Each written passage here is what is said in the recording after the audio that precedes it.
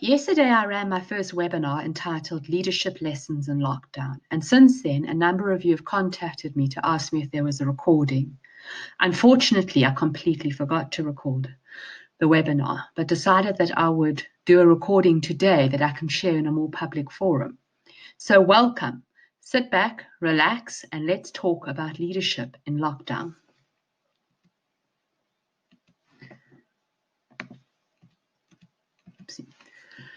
Are you feeling overwhelmed, isolated, alone, a little bit like you're losing control, uncertain, trapped, feeling like there's no way out?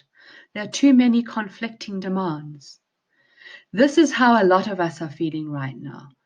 Leadership in times of crisis is not easy. Leadership in times of crisis is difficult.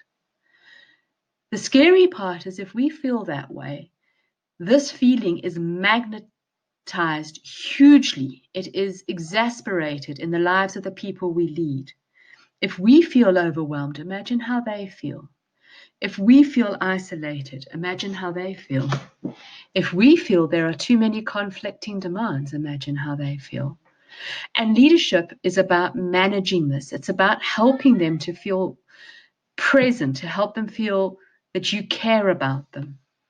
And that's what we're going to be talking about today. The pessimist is the person who complains about things. If you think of your Facebook posts, your LinkedIn posts, the people with all the negative comments, the world is doomed, it's the wrong decision. How on earth could they have extended lockdown? What about the economy? These are the pessimists. The optimists are those that think everything is right. It's going to change. It's going to be okay. The world is going to be all right.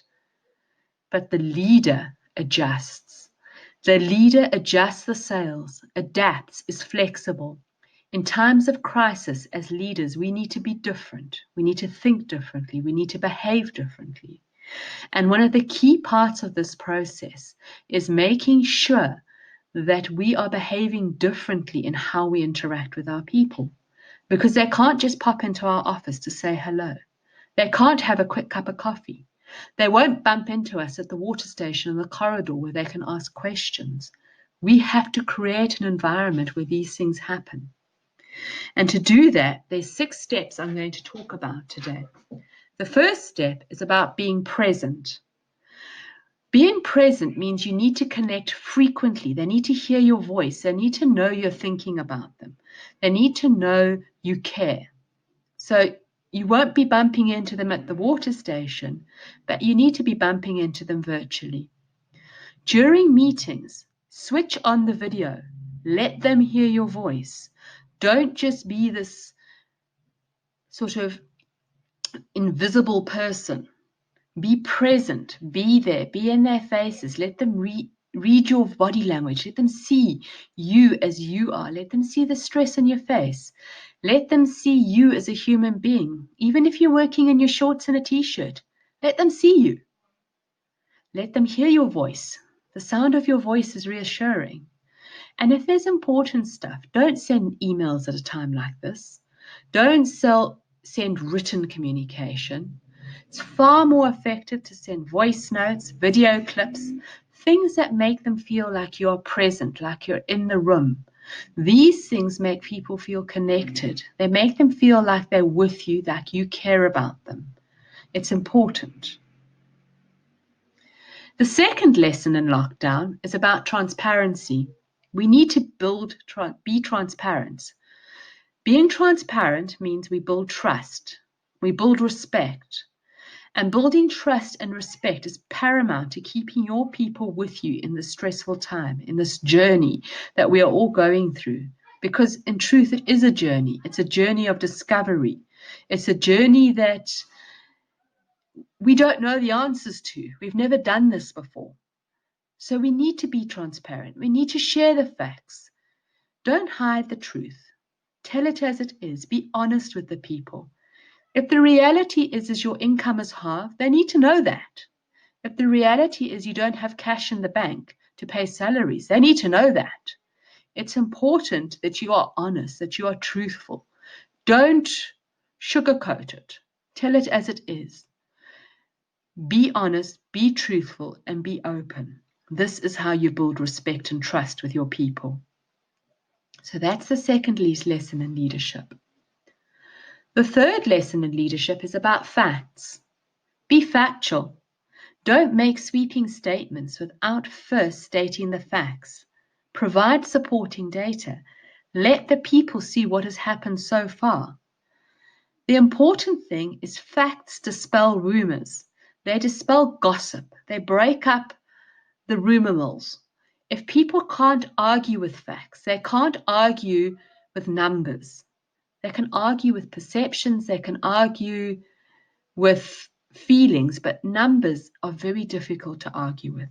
So when you're telling a story to your teams, when you're telling them about decisions you've made, support those decisions with the facts, support it with numbers, and make sure that in your way you present it, it doesn't come across that you're trying to manipulate the numbers to sell your story. It's important to be open and honest. If you think of the previous step, be transparent. And this is something that is really, really important, especially in times of crisis. People need to know the truth. They need to know it as it is. I think if you listen to how Cyril Ramaphosa presented the second extension of the lockdown, you would have heard that he presented it with facts. He spoke about the experts he consulted with. He spoke about the numbers. He spoke about what was happening in the country. And that gives people a sense of comfort, a sense of reassurance that you know what you're talking about, that you're not just acting on a whim, that you're not just moving sort of to the wind or to the flavor of the month. You are making your decisions in a concrete, fact-based way. The fourth tip for leadership in lockdown is to reassure. I'm not asking you to make false promises, but you do need to assure people of your support. You need to be empathetic to their circumstances. The reality is everybody is suffering right now. We are all suffering in different ways. Some people are hugely frustrated. Their alcohol's run out. Their cigarettes have run out. Others are hugely frustrated because they can't get out into the fresh air and to do exercise. Some are locked up in one-bedroom flats. And we need to do our very best to reassure them, to make them feel we are there for them, that they're not alone. Because it's times like these where people really, really start to feel like they're isolated, like they're cut off from the world. And our job as leaders is to make them feel like you're there to support them. It doesn't mean you're going to solve the problems for them. It doesn't mean that you are going to have all the answers. But you can provide support. You can provide empathy. You can check in on them and make sure they're doing okay. These are the things that you can do as a leader. They don't cost you anything. They just make people feel your presence even more. The fifth one is around sacrifices. It's important that in times of trouble, we show we are willing to make sacrifices. A good example is salary cuts. If you are going to have to be doing salary cuts or adjustments or put people onto short time, we need to be fair in how we do it. We can't do it to some and not to others. It can't be a case of selected people are impacted. We need to find a way that is fair to everybody. We need to remember the impact of 10% salary cut on a secretary or a factory operator versus 10% on an ExCo member are very, very different. To them, that 10% is enormous. It's huge. It's the difference between rent and no rent.